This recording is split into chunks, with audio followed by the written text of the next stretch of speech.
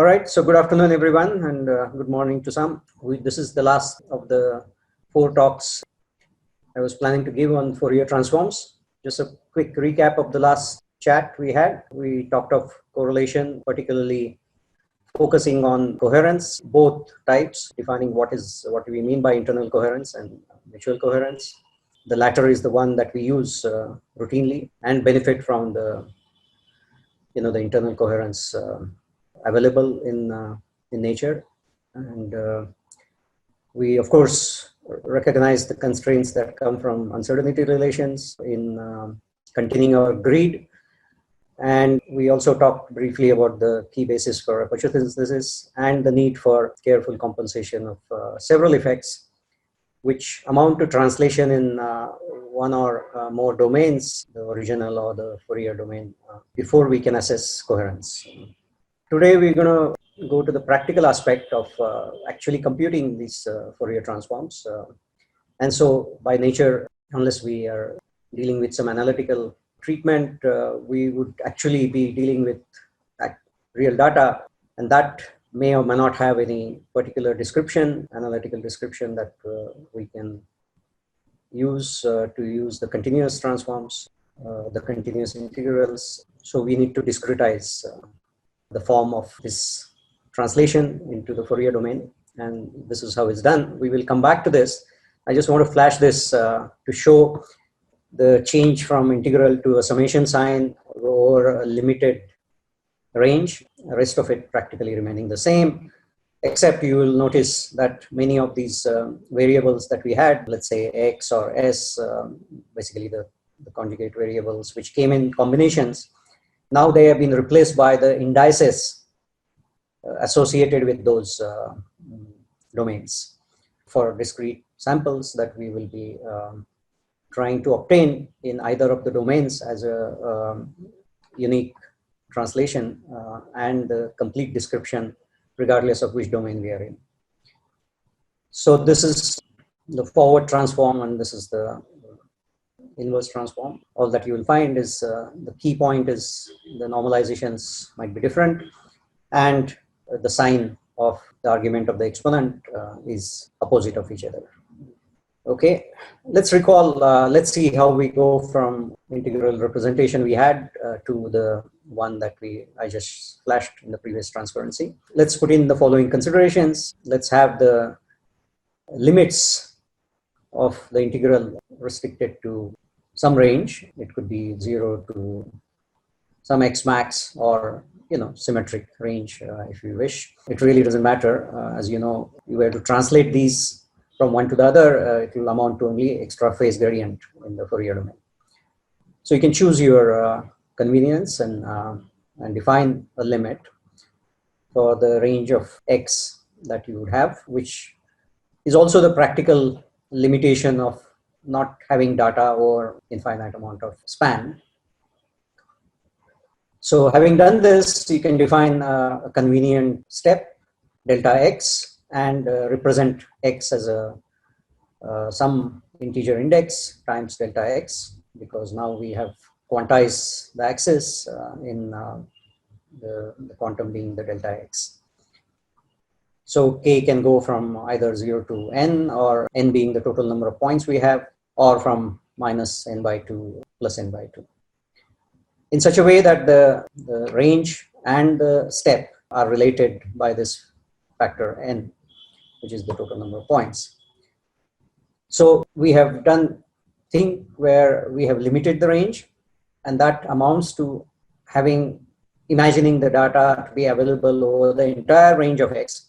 But then our foreseeably windowing the domain data by a rectangular function, which is 1 where the data are available and 0 elsewhere. This, as you know, leads to a product in one domain of the window function with the data that might span from minus infinity to plus infinity. And you will find that the native Fourier description of that original long sequence will now be convolved with the Fourier transform of the window function, which is a sinc, as we know. And so there will be smoothing of the information across the Fourier domain.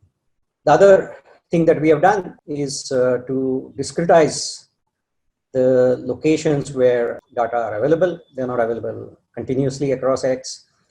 And so this amounts to taking the continuous data and multiplying it by a Coombe function, where the Coombe function is unity at the place where we have the data, namely the places where k times delta x, where k is an integer, and 0 elsewhere.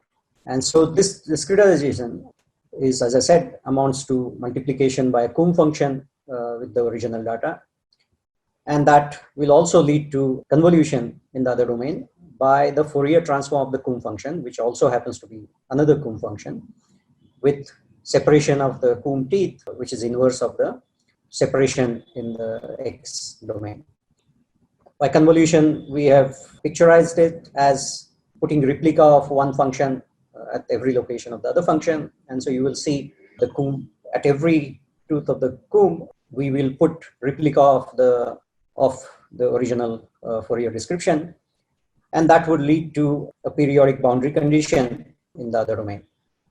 So in general, discretization in one domain leads to periodic boundary condition in the other domain. So note both these aspects that we have introduced. One is windowing, one is discretization, and they have their consequences, which we will see. So what I have said is just repeated here with the illustration. What we have is some arbitrary waveform, which we note at discrete locations in the process of sampling this signal.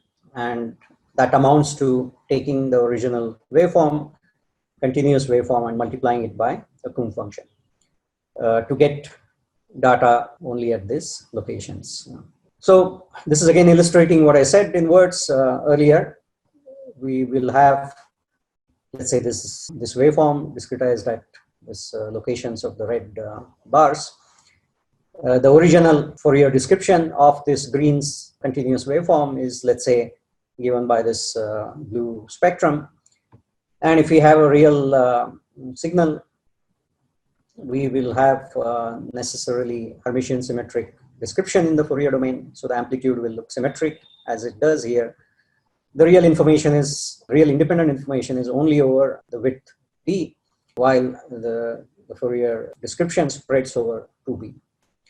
Now, if we were to sample this at intervals, let's say shown here in blue, the top panel, we will find that that's rather coarse sniffing of the signal.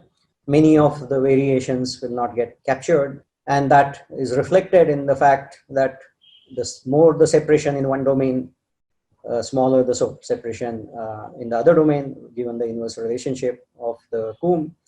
And now we're going to put at every location of these delta functions the replica of this original spectral description. As you can easily see that when you do that, given the width as shown on the scale here, you will find a significant overlap of one replica with the other replica coming placed at the other Coombe teeth. A better situation can be ensured by going finer in sampling, as it's done in the lower panel, and that will separate out the Coombe teeth in the other domain adequately, but not fully. But you can see that now the replicas of this overlap or minor region, and even that can be avoided, but I've kept it this way to illustrate what will happen is the net effect will be where these contributions will superpose and give rise to a spectrum which is slightly different in this region than what the original spectrum is. Of course, the better thing would be to separate them out even further so that there is no overlap whatsoever. But in practice, this filtering is never perfect. There will be always some contribution, finite contribution at larger separation in the Fourier domain. And this, then you have to make a compromise, choose the separation of these teeth by ensuring fine enough sampling in this domain, such a way that the overlap is not over any significant region of the spectrum. And of course, while interpreting anything here, you will need to take this into account. You have to be careful about interpretation of what you see here, remembering that the contribution might have trickled in from its replica. So that's well and good. And this is what leads to the famous Nyquist criterion, which says the sampling interval in one domain has to be as fine or finer than 1 upon twice the bandwidth of the Fourier spread of the function.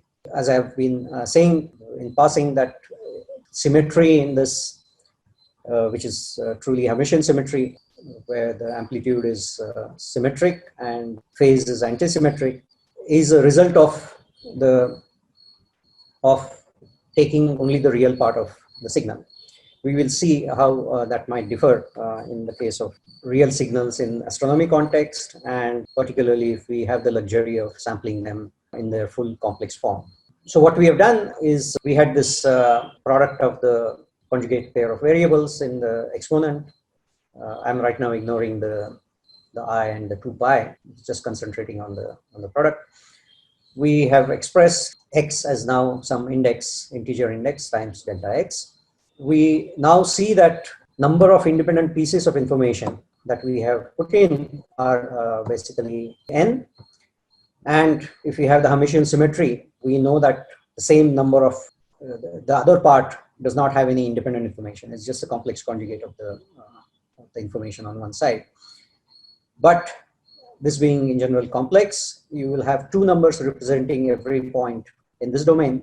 And so the number of pieces of independent information is still n, except it's now spread as n by 2 complex numbers, which we would like to make note of in the other domain as well.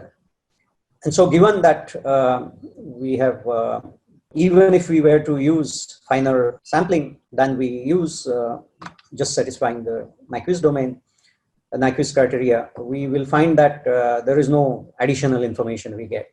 Okay, so there is no point in wasting your effort in gathering more samples.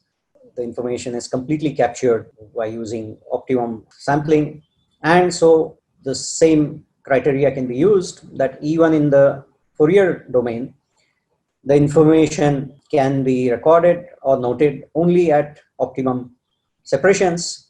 And that is given by the 1 upon x max, because remember, we have used an implicit window function in the Fourier domain, in the original domain of width x max.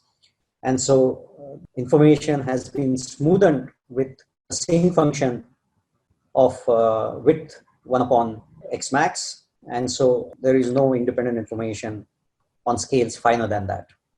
So when we use optimum similar sampling of delta S in the other domain, we will find to get the same information. We of course have S max given by the inverse of the sampling interval, and we have now chosen this to give the same number of pieces of information.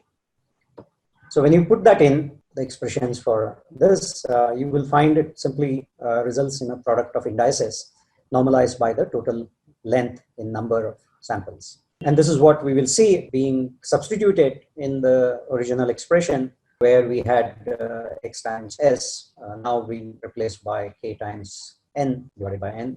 Of course, the total thing multiplied by plus or minus I times 2 pi. So you can see that when one of the indices is separated by capital N, you will find the phase relationship repeats, and thus the statement of periodic boundary condition, which can also be picturized almost readily here. You have the same description repeating at intervals of S max.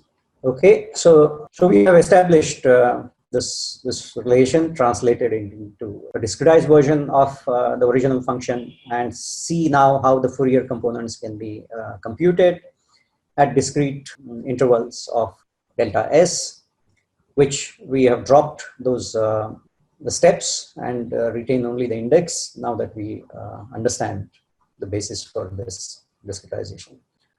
Similar thing can be said about this. Now again, if there is a question about when we normalize, it's just a matter of what gives better physical meaning in the So I would prefer to do the normalization here instead of, so the Fourier components then relate to, for example, if there is a constant value of in the original domain, I would like that as a zero frequency component.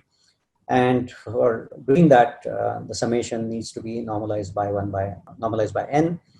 And so my personal choice following this consideration would be to put 1 by n here and not normalize it there, because you are synthesizing the waveform by simple superposition of the Fourier components. But that's a matter as long as you keep track of what you're doing and what physical meaning you would like to associate it with either of the schemes is okay.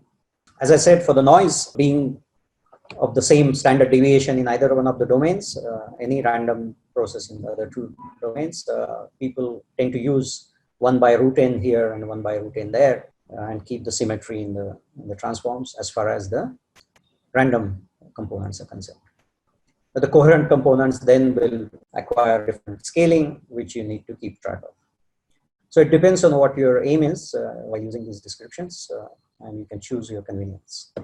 We talked of optimum sampling, but you can also oversample the data, in which case, as you can see, the Fourier spread will be better separated. But as I said, people do that as just a precautionary measure, but it's not necessary. So either you spend effort in oversampling it, and then you get only fraction of it as a useful range, or just do the optimal sampling, in which case, even if there is small overlap, you ignore that portion of overlap and effectively get similar less than 100% sort of range as usable range. Just briefly on a small point relating to the real sequence. As I said, the Fourier transform has Hermitian symmetry when the real sequence is described in the Fourier domain. We know that the true temporal frequency spectrum may be actually one-sided. We know the sky signal that we get, and we even associate the photon energy with h times nu. There is no physical meaning to minus negative frequencies there. But at the same time, the information is actually needing complex sampling, because we have associated the electromagnetic field, which is actually complex, which has phase and amplitude. And so you will find that when we actually do this, we can use sampling at much coarser intervals by factor of 2. So instead of going as fine as 1 upon 2b, we can go at the steps of 1 divided by the bandwidth. And that is adequately fine. And this is the Nyquist criteria for complex sampling. You can be assured that the rate of information remains the same in every interval that you have, which is 1 upon b. You're now getting 2 pieces of information, real and imaginary part. And that adequately samples the information. What you will find then, that the complex information, when translated, will correspond to only one side of the spectrum, which is across B. And that replicated at intervals of even the width here is appropriate. It still doesn't cause any harm. And so you will find that the separation in the Fourier domain of the Coombe teeth now can be narrower by factor of 2, which means you can sample the information in this domain twice as coarse as the sampling of only the real part. Now, the negative frequencies in such situation are only should be understood as a model for having a signal whose imaginary part has been made forcibly 0. It can be thought of as 2 phasors in the complex plane rotating at the same rate but in the opposite direction, cancelling their orthogonal component all the time. So that's just a model. There is in some contexts, negative frequencies have no physical meaning. So this is again recapping on what I've said. The rate and amount of information and sampling is dictated by the bandwidths, and of course we've been implicitly sort of talking about the temporal frequencies whenever we have time as an axis across which the sequence is defined. And as I said, the real sampling will require twice as many samples over a given interval of time. And if you do a complex sampling, we can do that coarsely by a factor of 2. There are also other frequencies which we have been introduced to, which are spatial frequencies. And there the complex sampling is implicit. When we say we measure the visibility, we are always talking of amplitude and phase. So is the convolution of the element aperture that is implicit, which of course will limit our field of view, but that already specifies the need for not sampling much more finely. We need not sample more finely than the smoothing that has already happened. And the smoothing happens by the element aperture in the UV domain by, strictly speaking, its autocorrelation function.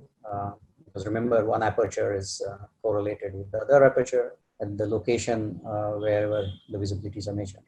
But if we were to go to very tiny elements where the aperture and the convolution due to that is negligible, you will reach the limit of ultimate fine sampling, which is relevant when you sample the wavefront, and which is ideally half a wavelength or half in UV units, which are already normalized to the wavelength. So, or wavelength by 2 in physical separation. This becomes realizable and tangible in the context of radio wavelengths, where the wavelengths are long enough. And that's simply a result of the maximum span in direction cosines, which is the conjugate variable, which has maximum span of 2, right? The direction cosines can span from -1 to +1. And it is that which results in the limit to which a wavefront should be sampled if all the information has to be gathered coming from all the directions unambiguously. All right, so while we looked at how finely we should sample the function along the horizontal axis, we can also ask how finely should we sample it, how finely we should note down the value along the y-axis. And that is well known by a process called digitization. It can be thought of in a variety of ways. Normally, we use binary representation and use multi-bit representation as in the computers. Of course, we would like to have large number of binary bits, which gives us a wider and wider range of representation. Or for a given range, it gives us a finer and finer separation between distinct values that we can cater to. So finer the step, less is the error in quantization. As you will see that we are basically trying to represent a smooth waveform with a staircase function, which is sort of the as the nearest approximation to it. Deviation we are causing in the representation by using finite quantization. And in the process, this will be treated as the error introduced in the representation of the waveform, largely expected to be random if, for a random pattern, it could be systematic if the waveform itself is systematic, but will carry the information of periodicities that the original waveform has. So in general, this deviation will, that piece is a corruption of the signal, and it will spread rather uniformly across the Fourier domain as well as it does in the domain in which you're quantizing. In doing so, one can ask, what is the number of bits I should use? Of course, more the better. But just to emphasize the importance of phase information versus amplitude information, I would encourage you to take a waveform which goes plus minus in some whatever arbitrary way, your choice of the function, and try representing it by 1 bit, which will amount to basically writing +1 and -1 at the location where you have the excursion on the positive side of the axis of 0 and negative -1 when it's below. and see how the spectrum, you can compute the original function and its spectrum, and then discretize this to 1 bit and see how the spectrum is largely reproduced. This is to be contrasted with the case where we throw away the phase information. We ignore the phase or sign in this particular case of a simple real function, and keep only note of the amplitude. And even if you note the amplitude to its finest level, see what happens to the spectrum, whether it matches or not. Of course, by the tone of my stating this, you must have guessed that the phase information is the crucial one, and it captures largely the spectral detail that we are after in the description of the signal in either of the domains. Astronomers have profitably used this over the past decades when there were no fast computers and complex digital hardware.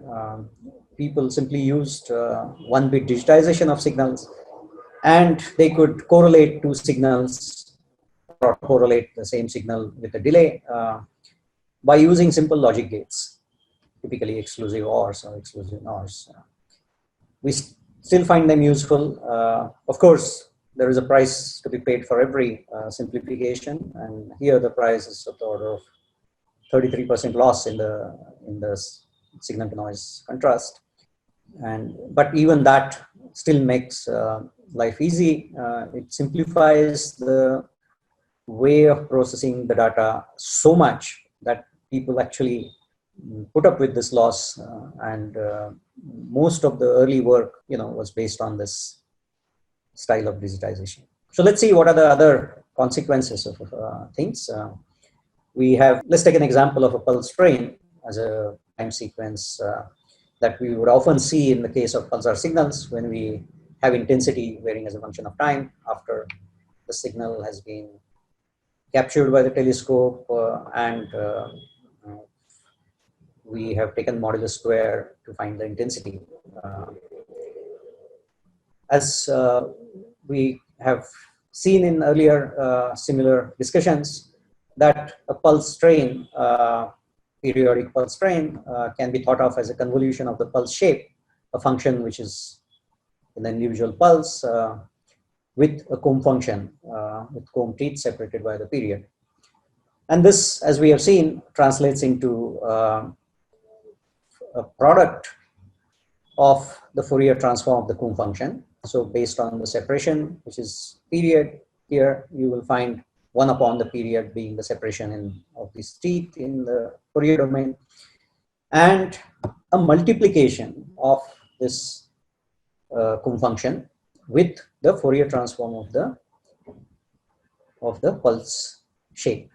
Now, the pulse width being narrower, you will find that the inverse of that is going to be wider than the inverse of the separation between pulses. So it's conceivable easily that the modulating function here, the multiplying function here, is much wider than the teeth separation. And so this is what you would get. This is just another example. If the pulse was not a single peak function, if it had 2 peaks, you will find its Fourier transform is not going to be a simple monotonically following function like this. It might have beats coming from this 2 components, which might have some amplitude oscillation, and that would result in what is shown here is only amplitude. The phase will also have complex structure.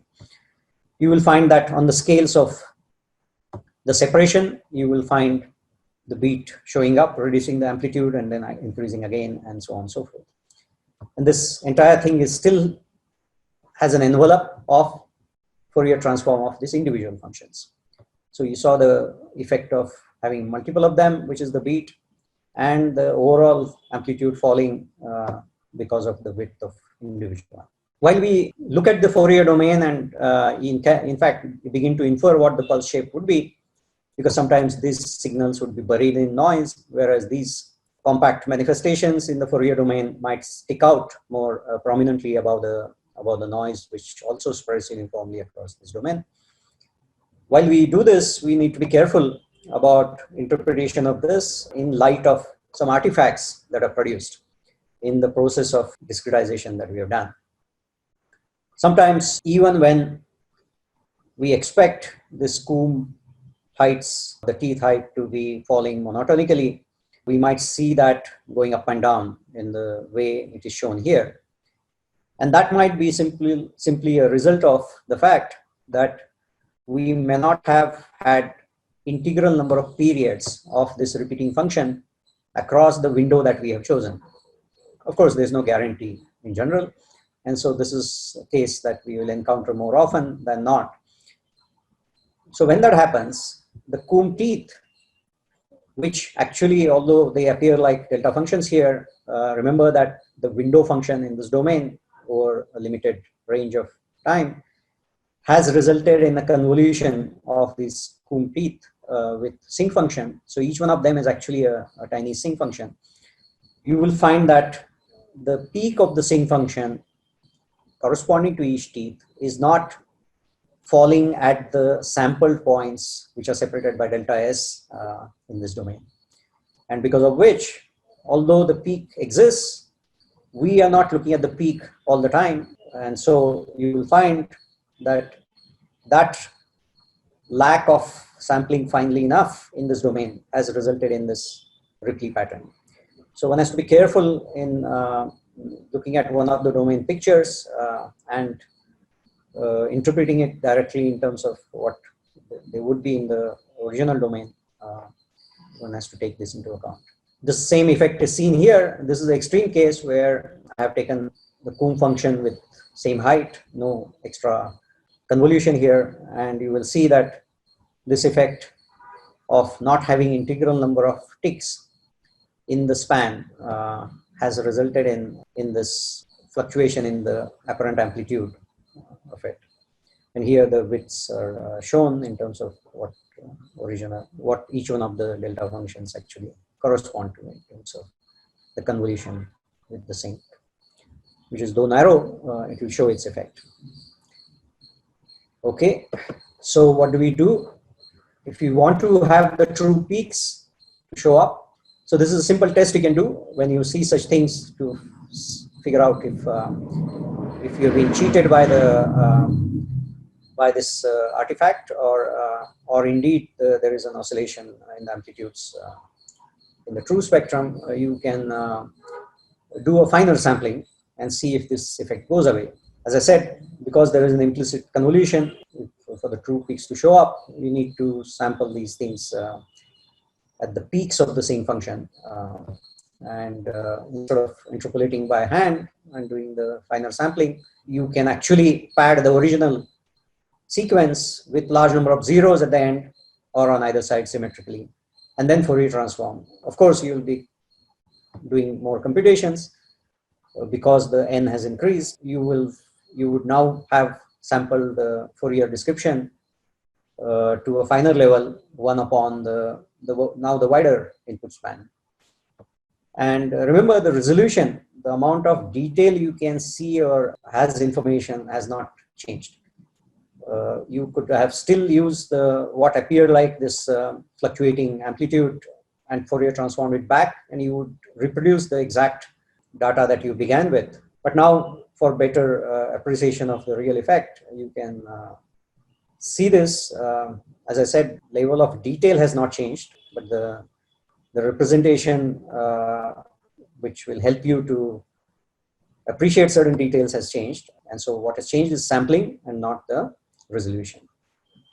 So you can also begin to see the sinc function sample now much more finely. Otherwise, it was getting sampled only at one point in principle.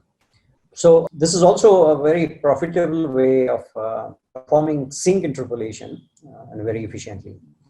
So if you were to want to have one domain sampled more finely, you could pad the other domain with zeros, which still doesn't change the amount of information. It just makes the domain wider, span wider, and that, when Fourier transformed, gives you finer sampling, keeping the resolution same.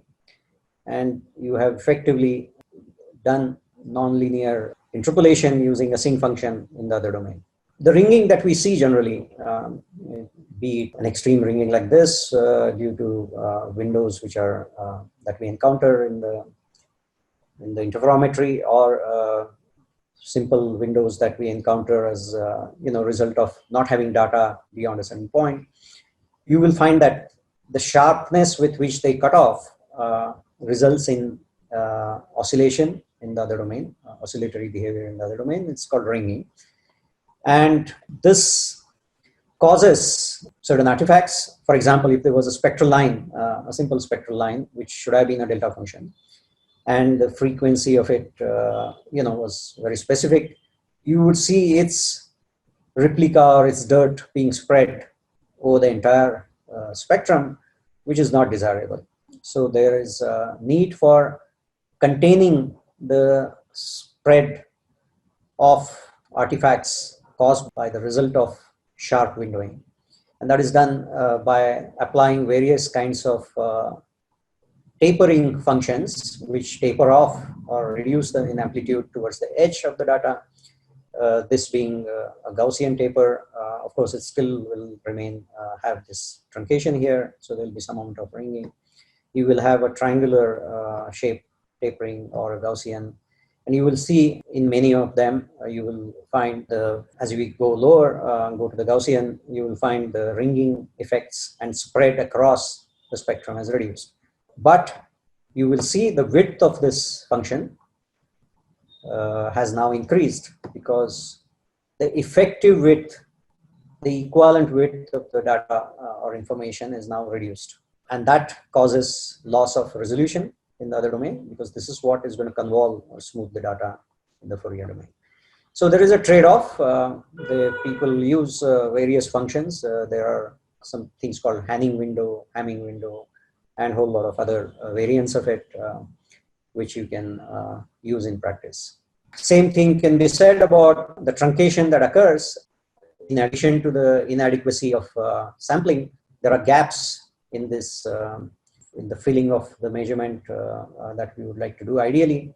But even then, there will be a practical limit to which we will measure this information in the UV domain, and beyond which we will not have the information. And so this sudden truncation in the windowing effectively will cause ringing, and that ringing is seen as a result in what we call the point spread function, which has this junk spread all over. Ideally, what we would like to have is a simple, small, compact function, single peaked function here, which is, if you take a cut corresponding to, let's say this, corresponding to our resolution. We are happy to accept the resolution limit, but we have these other things which are undesirable. And so they can be also reduced, but at the price that in the Fourier domain, or not in this domain, the previous one. In this domain, we reduce the weightage of the information coming from farther and farther baselines. Of course, it's a painful exercise because we have measured this with so much care and effort, and we are giving it reduced weight. So of course, that causes reduction in the resolution. So this resolution width will fatten up a little bit, but the cleanliness of the image might be preferred to this. Of course, there are ways of deconvolving these effects, which people use instead if they do not want to reduce the weightages of visibilities at longer baselines. And that process is called clean, one of them. There are other deconvolution methods. Which, okay, so we have so far been motivated by these Fourier pairs in astronomy, the aperture elimination and far field pattern, diffraction pattern, and so on, that we have looked at over and over again. And of course, the basic pair relating to imaging, which has got the brightness distribution related to the spatial coherence function.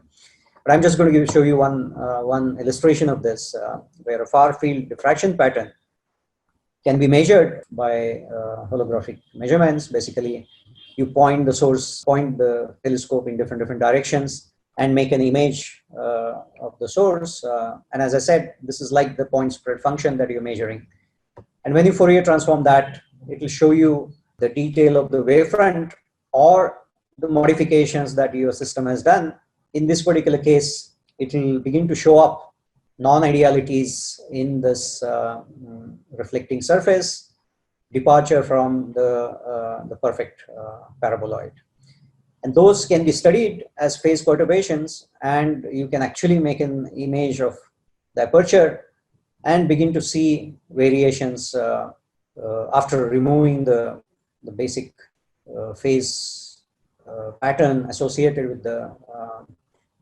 with the paraboloid. You can begin to see the deviations, and you can begin to measure surface errors at the level of fraction of a wavelength, or a tiny fraction of the wavelength, and that might take you to regimes of microns and so on and so forth. You can do that similar thing at optical wavelengths as well.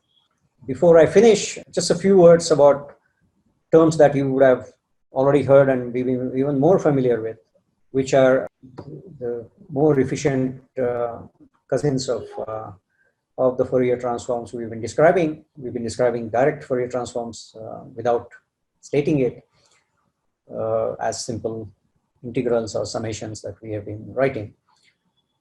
There is a faster version of this transformation, which is called fast Fourier transforms. Typically, the direct Fourier transforms require of the order of n square operations for an n point of data, whereas fast Fourier transform needs of the order of n times log n to the base 2, if it is using an algorithm which uses the pairwise operation of combining the original data or along the way as it's modified. I will show you a picture where it's illustrated why log n steps, log n to the base log to the base 2 of the number n. So many times people choose the n to be a clean power of 2, but that's not necessary. So each operation of this may involve on the average about 7 basic computations.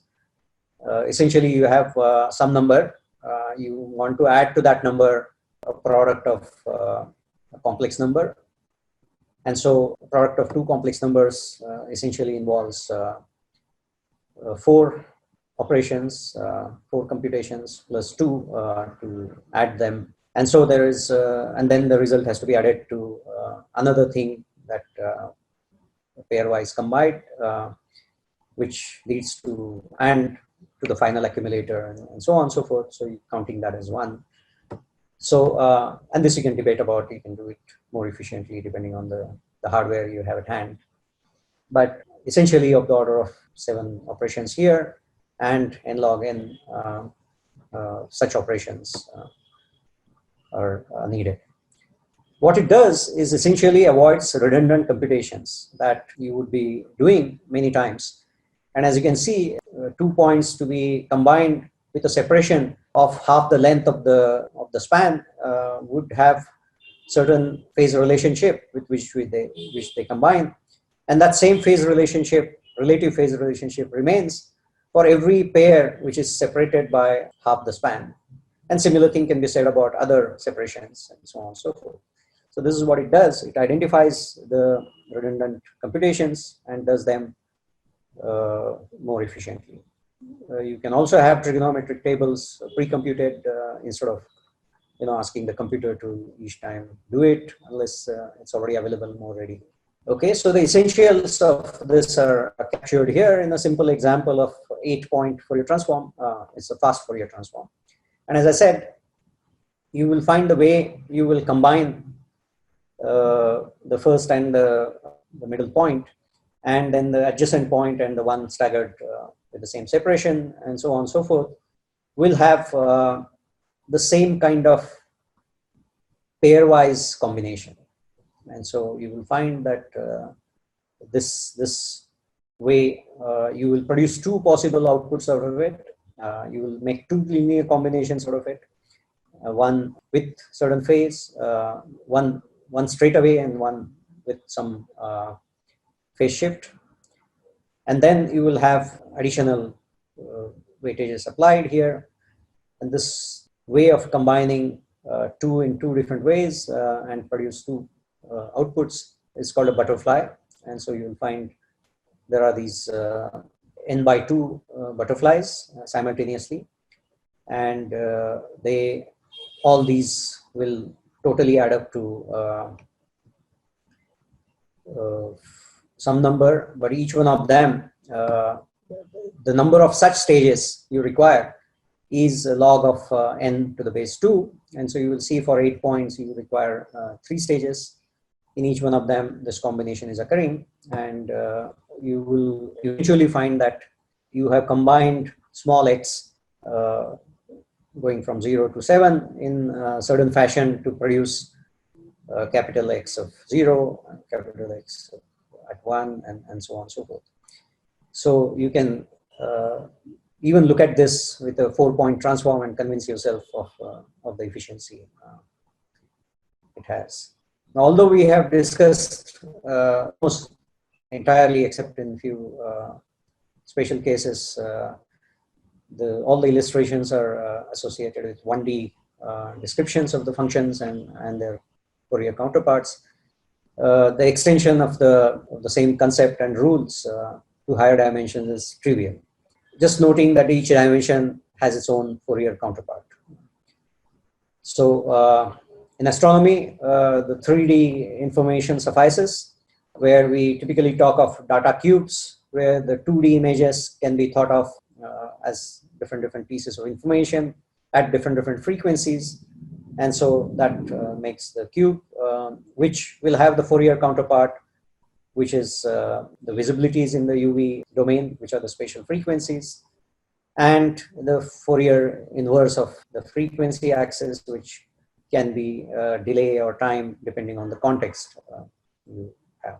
So before I stop, I would like to mention this explicitly. I would encourage you to write your own Fourier transform code, be it direct or fast Fourier transform.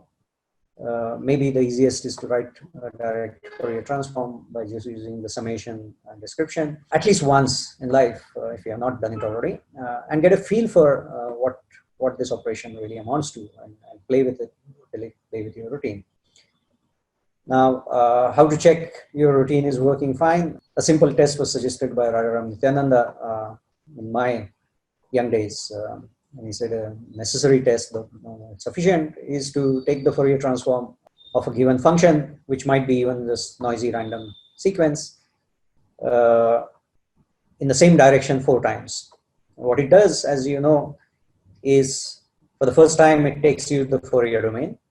The next time, if you take the Fourier transform in the same direction, that means no inverse transform, the same forward transform, you know that the argument of the exponent is now wrong, and that changes the axis orientation, and so you get a flipped version of the original thing, and to straighten that, you do that again 4 times.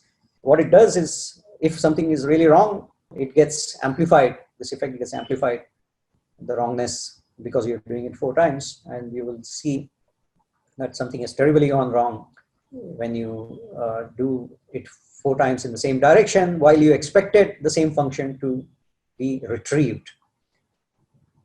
Now, you can formally compare these, what you began with and not by taking ratios, because, if the function happens to be 0 at some locations, you don't want the embarrassment of division by 0. And the best way is to correlate the original with the above result after a 4-time transformation. And even convince yourself that your routine is working very well, because it reproduces this with 100% correlation, or very close to 100% correlation. Give and take the deviations now caused by the finite representation of numbers in your machine, and so on and so forth. So with this, we come to an end of this short 4-lecture digression from the main course. I hope you found this useful.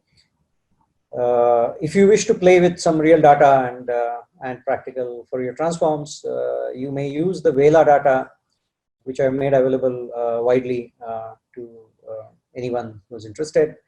It's a raw time sequence of electric field of the electromagnetic radiation received from the UTI telescope in the direction of Vela pulsar. and not to bombard you with huge amount of data. This is only 1 second worth of span, but over 16 megahertz bandwidth. So it has about 32 million samples in 1 second, and taken with the north and south half of the UT telescope. And you can actually perform interferometry there as well and see the correlation between north and south. You can also do the analysis to get the dynamic spectrum and have the pleasure of detecting periodic dispersed pulses from this very famous pulsar. Thank you.